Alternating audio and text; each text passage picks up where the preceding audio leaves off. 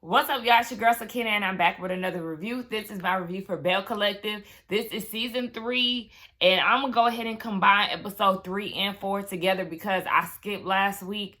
I really wanted to get that one out, but I had so much going on. Y'all know I just came back from vacation. I went to New Orleans this weekend. I returned yesterday. Well, not yesterday, but I returned on Monday. But my flight ended up getting canceled, child. Frontier Ghetto is here. But woke up literally at like 4 o'clock in the morning, seeing a text talking about my flight was canceled. I was there with my family, so I had to call them and tell them, hey, y'all, our flight been canceled. We ended up getting a rental car. Luckily, this wasn't a long distance trip. So, Louisiana is only 6 hours away from us. So we drove back home. And, I needed the day to recoup. But in reality, I didn't even get to recoup until yesterday. So yesterday, I tried to rest up, but I'm still tired. So whatever. We push it through. We getting these reviews done. And it is what it is. Anyway, the episode picks up where it left off last week at the baby shower where So Gucci and Latrice step outside to have a conversation. So Gucci was being very honest in how she felt. She said, yes, she was being shady to Latrice at her workout event because she's feeling some type of way about Latrice not informing her that she decided to go with another realtor for her new hair location. And Latrice is wrong in this situation. She's wrong in her logic in the way that she moved about it. For you to say that you were loyal, you're a loyal friend, in the way that Latrice kept saying, I'm just like, you my girl, So Gucci. So when I come to your event, I'm like, why is my girl shading me? Is this my girl, my girl, my girl? But then you didn't keep your girl in consideration when you decided to move with another realtor. Yes, you are allowed to move how you want to move as far as business. But if this is supposed to be your friend and Latrice, you claim to be loyal, you don't feel like you owe her the decency to tell her that you moved somewhere else, that you decided to go with another realtor. It just doesn't make sense. So I do like the fact that So Gucci was honest in the way that she felt.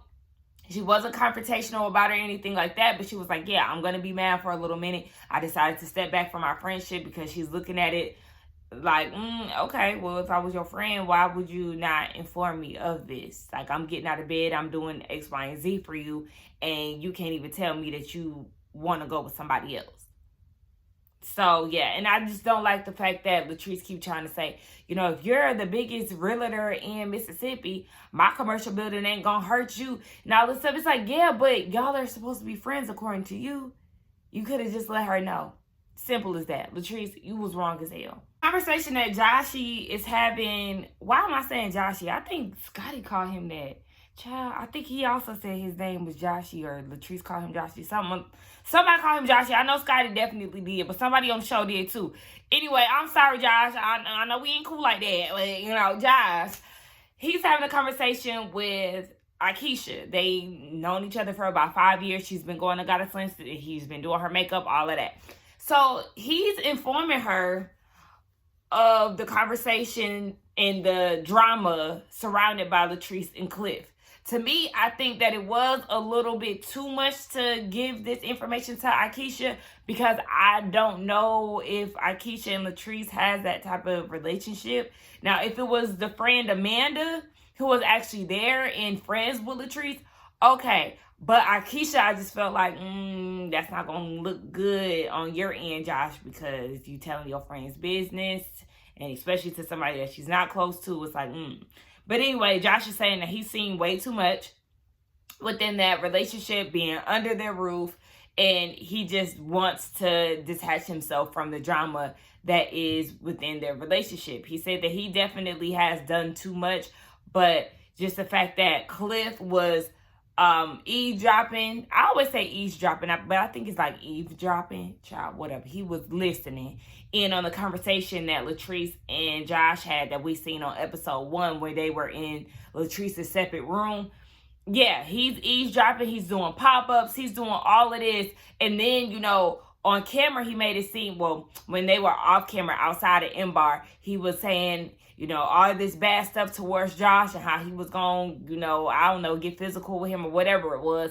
But then when they got on camera back into the building, he didn't have an issue with Josh. Come to find out, after the cameras went down and no cameras were around, he was actually cussing Josh out. So it's just way too much for him. And yeah, at this point, he's feeling like his job is on the line because Cliff is saying that he won't be working at Goddess Lens too long. And Akeisha's like, listen, just take note that when it comes down to her relationship, that's what it's going to be. That's her marriage. She's going to put it first, and just make sure that you got plan A, B, C, D, E, F, and G lined up, because they got that hanging over your head. So it's a sucky situation to be in. And yeah, Josh, put yourself first and detach yourself from the drama that Latrice has with her husband, because she going to defend him no matter what.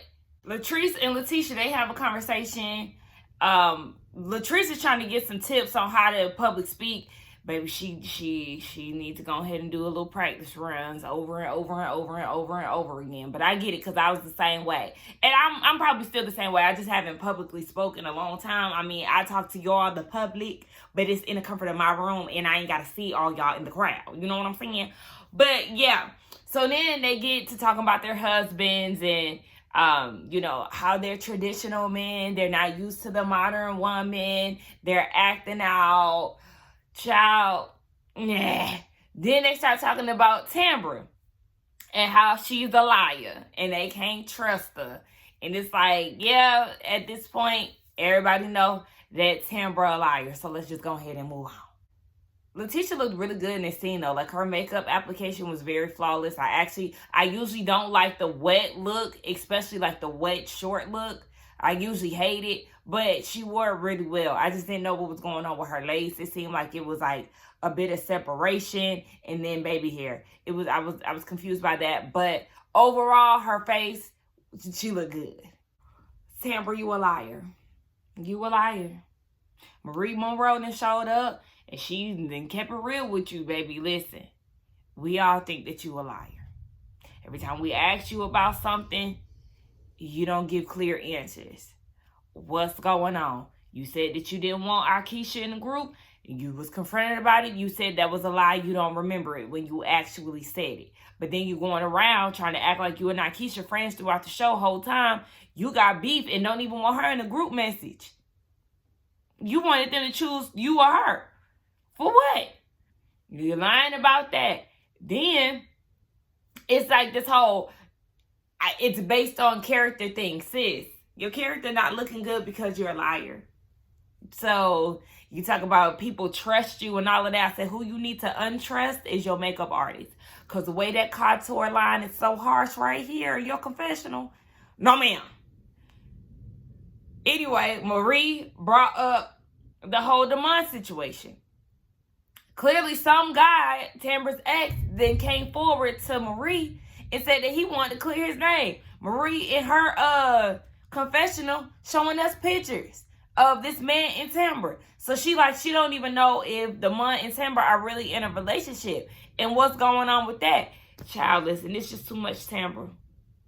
We don't know why you be lying. We don't know why you got that fake accent. We don't know. But whatever the issue is, baby, you need to let it go because it's not that serious to be lying so much. I don't know if y'all can hear that, but it's pouring down now. Yeah. It's like it's 9 o'clock in the morning and it's dark. Like, if I turn these lights off, it's dark. Okay, that didn't help because I also got a light on back there, but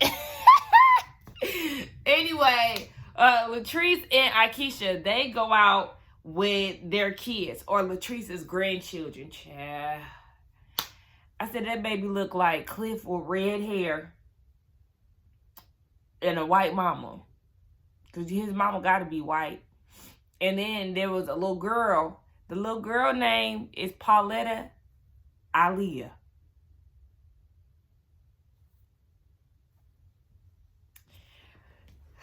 Akeisha is trying to get, that name is just entirely Southern and with a mix of modern. She was named after like her great grandmother. And then they gave her a little, up-to-date name. Or I don't want to say up-to-date, but present-day name, Aliyah. Anyway, Akeisha's still trying to wrap her mind around Latrice being a grandma. So she's asking her, do she want kids? And she was like, having the kids around definitely is making her want to have children. But at the same time, she don't know because Akeisha was like, is it you who don't want to have the kids, or is it, you don't want to have kids with your husband? I said, that's a good question. Yes, he's definitely a part of the reason why she ain't trying to have no kids right now. But Akeisha trying to tell her, like, look, you don't need to be waiting until everything is perfect, or, you at a certain point in your career, X, Y, and Z. Baby, it's always going to be a goal that you're trying to reach. You just going to have to go ahead and get them kids out and just get it over with. But then she started talking about what they discussed at Goddess Slim's, Akeisha and Josh. And, Latrice is looking like, wait, how you know all my business? How you know all of this? See, now I'm going to have to check Josh, because why is he discussing my issues with you? You shouldn't even know what's going on in my household. I said, see, I knew that was going to come back to look bad on his end. So, yeah, I mean, I actually do like Akeisha this season. I know it's only been 3 episodes, but the way that she's coming about things is not like she's being messy. The way that she handled Josh, telling her about Latrice's issues, she wasn't trying to be messy. And even when she was talking to Latrice about it, the way that she presented it from Josh's standpoint, she wasn't trying to be messy. So I like that. It's just little stuff like that I take into consideration. Like, okay, you ain't trying to be messy. You being a little nosy, but you ain't trying to cause any beef between these two friends. But she gonna have a conversation with Josh, and we just gonna see. Timber and Damon, she trying to make time for him. She got this podcast that she wants to explore because there's certain things that she can't discuss on air, on the radio. But I'm like, Timber, is your personality that exciting enough? The people from Mississippi who listen to Timber, do y'all feel like her personality is exciting enough to do a podcast that somebody would want to tune into? I don't know. We don't really know the real her, so who knows? But basically, long story short, she's trying to make time for Damon, but she's not putting him on top priority because he has not gotten down on one knee and proposed to her. So at this point, she like, baby, we gonna have this cat cave, which is basically like her woman cave, and she's gonna live there. She's gonna have her own space. Baby, you ain't trying to marry her, so she ain't trying to have it. And I'm not mad at her for that, but the thing is, like I said before, why did you move into the house in the first place? He hadn't gotten you a ring. Y'all hadn't gotten married. Why did you move in? Especially because that was your main thing. So now here you are moving out. Rightfully so. But it's just like, girl, you should have just stuck to what you were doing in the first place. Okay. They're at Latrice's apartment condo house, signed by Marie, because Marie signed the lease because she doesn't want Glenn to have any attachment to the apartment. Okay, did I say Latrice? Baby, I don't know the people that are listed. I said Marie, Letitia, So Gucci. That's who is all at this house, because So Gucci sealed the deal. Okay. But when Letitia was like, it's fully furnished, I said, what is this? Because at first I thought this was like the leasing office. Then it's supposed to be the apartment / condo. Baby, it's mismatched furniture. I don't understand what's going on. They having a conversation. They talking about the issues that So Gucci and Latrice has. And all of a sudden, Marie screams and she runs. And then they all run towards the hallway because they see Glenn coming through the door.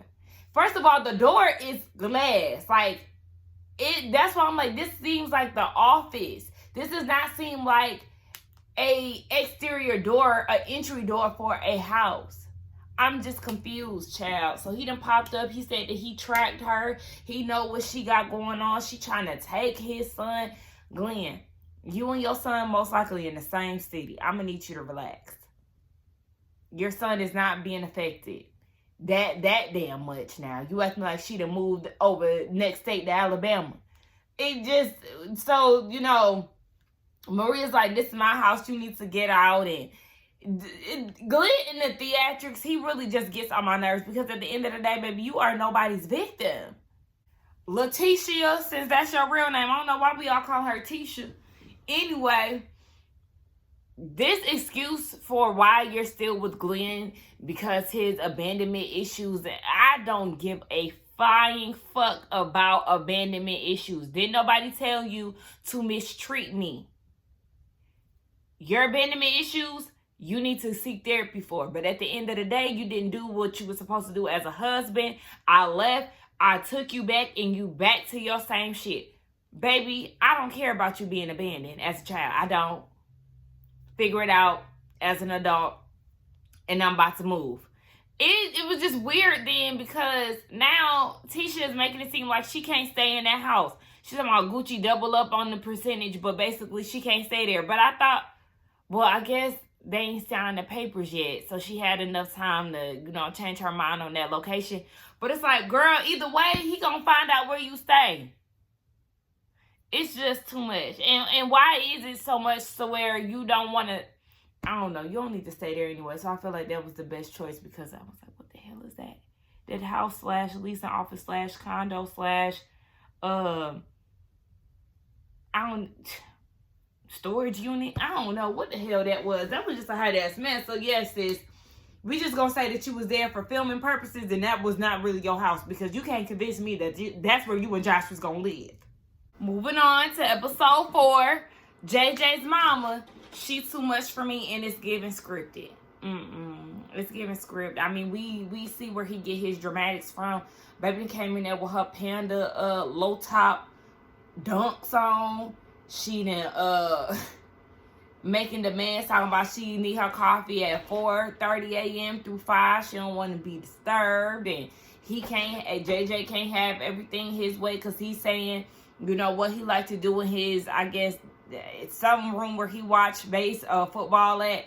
Child's just way too much. I'm like, script, because why is you here? Mama, why is you here? You talking about you need to get away. That's why you take a vacation. You don't go to your son's house and you pulling up in a convertible with all your luggage. Next. Latrice and Cliff, they go out to dinner, and she's telling him, I want to say sorry for a few things, and hopefully you have a few things that you want to apologize for. She apologized about not informing him of going out to M-Bar. It was a last minute thing. His issue is the fact that she went out with the ops, Josh. He had just kicked Josh out the day before, and then here she going out with him. But it's like, that's her friend. And at the end of the day, that's going to be her friend after you leave the picture too. So please get out of here. I can't stand that whole, you with the enemy, you did it. Shut the up. Anyway, that's his issue. And, at the end of the day, they got big issues. He don't even look at you as an equal, Latrice. You want equality. He's saying that you are not that. He's head of household. He feels like he made you. You feel like he's belittling you. But this is the man that you're always trying to keep up an image with. He embarrassed you in front of your friends on camera, and he telling you in your face that you are not an equal and that he made you.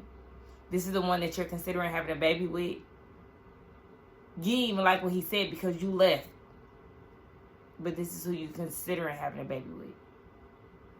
Free yourself, mama. I'm tired of saying it. Just let it go, baby. Glenn met up with Cliff. I can't tell you what they talked about because I tuned out. I started texting, child. I did hear something about Glenn wrote a song because they connected through music. I don't care. Next. Latrice is having this conversation with her mom about Cliff not seeing her as an equal. Latrice's mom really don't feature Cliff for real. Latrice's mom says she ain't bowing down to no man because Latrice admits that she does dim her light when it comes to her husband. Anybody else can get it. But when it comes down to Cliff, she dims her light and she sees that there's bigger issues that they have to work on. But it's like, how are y'all going to work on it? Because Cliff thinks he's, this head of household man. He's traditional. He's blah, blah, blah. He does not strike me as the type who is going to go to counseling. He does not strike me as the type who is going to change his ways because what he says he believes. So I don't know how y'all going to sort out y'all issues because I don't feel like he's really going to put in the work. He literally sees you as somebody who is not an equal. He had no problem saying that. So I just don't see him changing his ways. And he's older. You're younger. There's a 20 age difference. 20-year age difference, girl. I just don't see it, Latrice. And you need to start taking your mama's advice. And I need you to understand that after watching y'all on TV, I don't think anybody would be jealous of you and Cliff's relationship. Yes, y'all live in a beautiful home, but don't nobody want what comes with making that house a home. Okay, so we learned something new about Akeisha. She's talking to her mom, who is a retired anesthesiologist and psychologist, philanthropist, something. Anyway, mama got it made, okay? She is on her way to Italy, so she is leaving the task up to Akeisha to take care of while she is away. And they're talking about Fair Street and all these great things. Her and her husband are still working on getting the building that they own redeveloped and all of that. They really want to do an arts and entertainment district, you know, to help build jobs and the economy in Jackson, make it a tourist attraction. I love it. But then we learned that her mom is in fact her aunt. Akeisha was conceived from a situationship. So she was basically like a love child. And her dad's side of the family took her in. And her aunt, she didn't know, who our family was. And she used to see them around town and stuff. But, her dad's side of the family took her in. And her aunt adopted her and she raised her as her own. And her dad's side of the family just accepted her. And she was like, coming from her situation, she was, brought into the fold with open arms. Her family loved on her. And now she is a part of an actual empire. And it's a beautiful story. It's, I wonder what the relationship of her biological mom is. Does she know who she is? What age did she get adopted? I'm interested in knowing that. But I think it's amazing that she was adopted and they are, she's covered in wills and things like that. That's amazing. There was something else that I wanted to say, but it kind of left my mind. But yeah, I think that's really dope. And that's what I was about to say. If anybody should be focused on Fair Street, I really do think that it's Akeisha. The way that she came in initially, it was kind of like, but, she has a building. She owns property on the street already.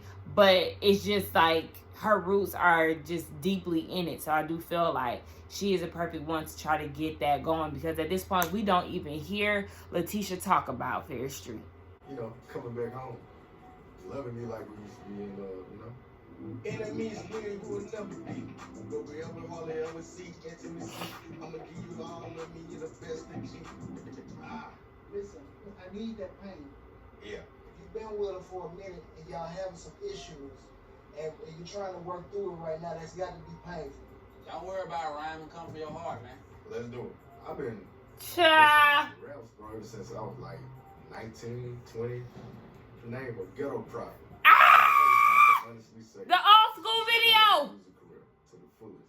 Music has always been our way of communicating. You know that my love for you is forever, ever true.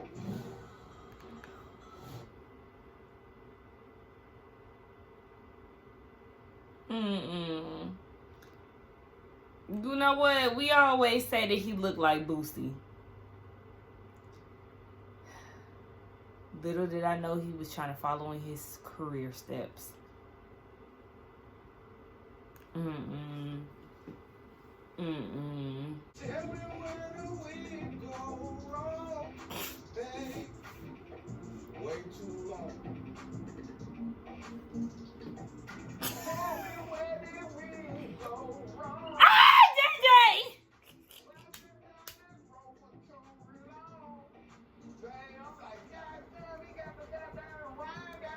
Hey, take a shot every time JJ say God darn. Oh my gosh.